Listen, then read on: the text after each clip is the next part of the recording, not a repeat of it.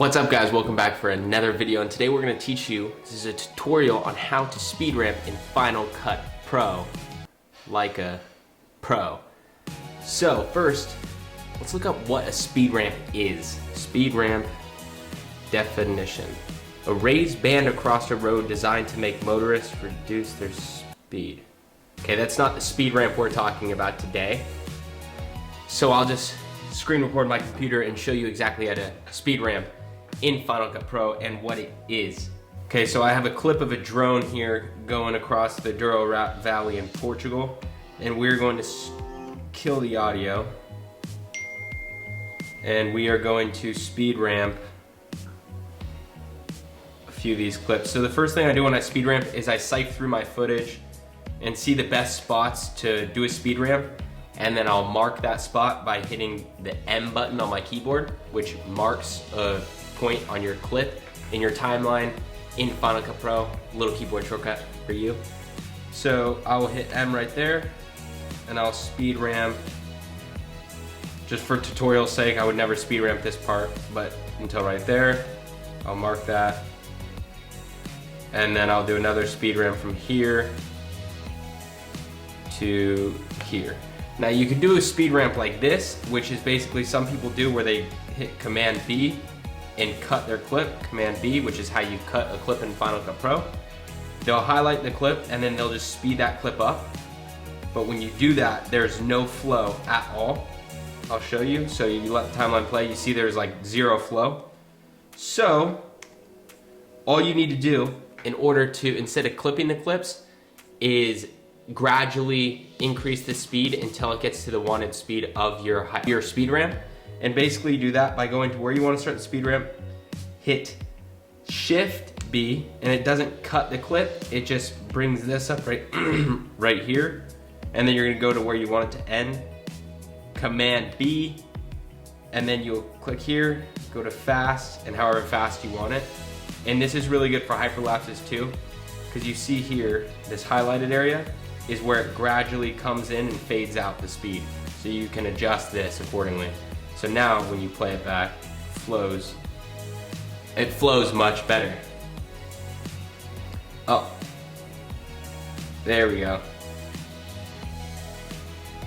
So you see how it flowed in and flowed out. So let's do it one more time. So let's go over here to this marker, hit Shift B, and then right here, Shift B, and then we'll adjust this to a custom speed now if you want to do that. And then you could just take this right here and adjust how fast you want it. So I want it to be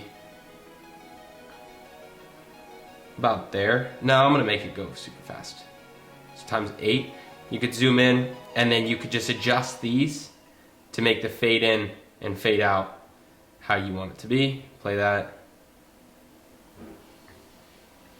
And this is also a really great way to do transitions, is speed ramp the end of a clip and the beginning of a clip, and if you speed ramp the two, it looks like one seamless motion, and then people don't really see the actual cut in between clips. Now if you want to add motion blur to these, there's a creator named Ryan Nangle who has a free plugin for Final Cut Pro. You could download it, and I'll leave the link below. And all you do there is just go to, once you have it downloaded, you go to your titles, you scroll down, and then here he has 3 different motion blurs. He has minimal motion blur, moderate motion blur, and extreme motion blur. I've never used extreme because it's, as it sounds, too extreme and you can't see anything. So here we go right here. We have moderate motion blur 2. I'm gonna use that. All you do is drag and drop it above your clip, and then it adds motion blur. But when you do add this, I recommend adding this last into a video because it slows your whole computer down, and you're gonna have to probably render out your Final Cut if it's not already automatically rendering so it can play back smoothly.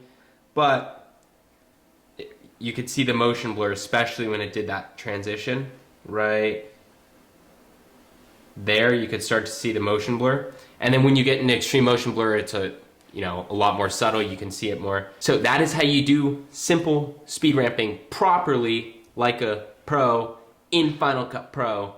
And you don't just clip your clips, because there's a lot of people I see just clipping the clips and it doesn't flow at all. So this is a little trick with keyboard shortcuts on how you could do speed ramping super good and make it flow and add motion blur to make it feel even more realistic.